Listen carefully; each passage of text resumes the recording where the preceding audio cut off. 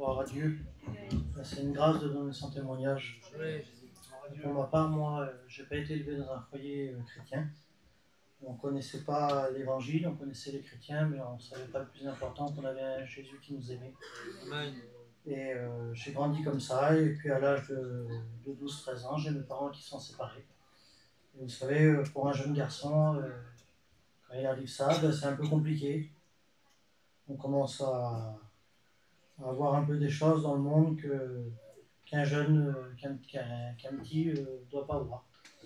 Et j'ai grandi comme ça, et puis j'ai grandi dans le monde, j'ai commencé à aller dans le monde, et le monde m'ouvrait des portes et me donnait des choses que je devais pas prendre. Et puis j'ai commencé à faire ça, et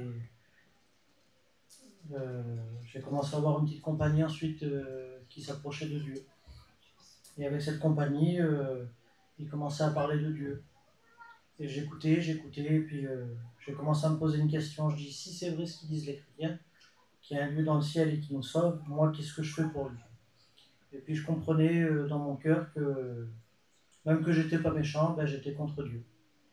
Et toute la journée, ça me tracassait. Je dis, Seigneur, si tu reviens et que tu viens chercher ton église, alors, moi, je serai perdu. Et j'étais dans une réunion de jeunes, et puis dans la réunion de jeunes, ils ont commencé à prêcher sur l'enlèvement de l'église.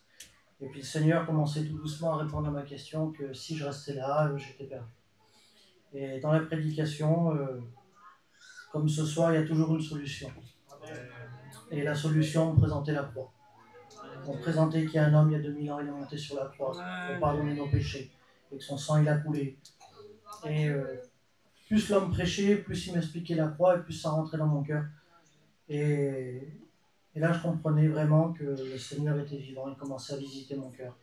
Et à partir de là, j'ai commencé à prendre la main du Seigneur et dit, Seigneur, si tu es vraiment vrai, je voudrais ressentir ta présence. Et la présence de Dieu, vous savez, quand elle vous tombe dessus, elle ne vous lâche plus. Et là, sur la petite chaise en plastique, ma vie elle a commencé à être transformée. J'ai accepté le Seigneur m'a donné le baptême du Saint-Esprit. Je me suis baptisé, il m'a fait des cadeaux, il m'a donné un foyer chrétien. Aujourd'hui, je travaille pour le Seigneur comme je peux. Vous savez, le Seigneur, il nous donne des cadeaux tous les jours. Il ne lâche jamais notre main, même dans les moments difficiles, il est toujours là. Alors, pour celui-là qui ne connaît pas le Seigneur, faites une expérience. Gloire à Dieu.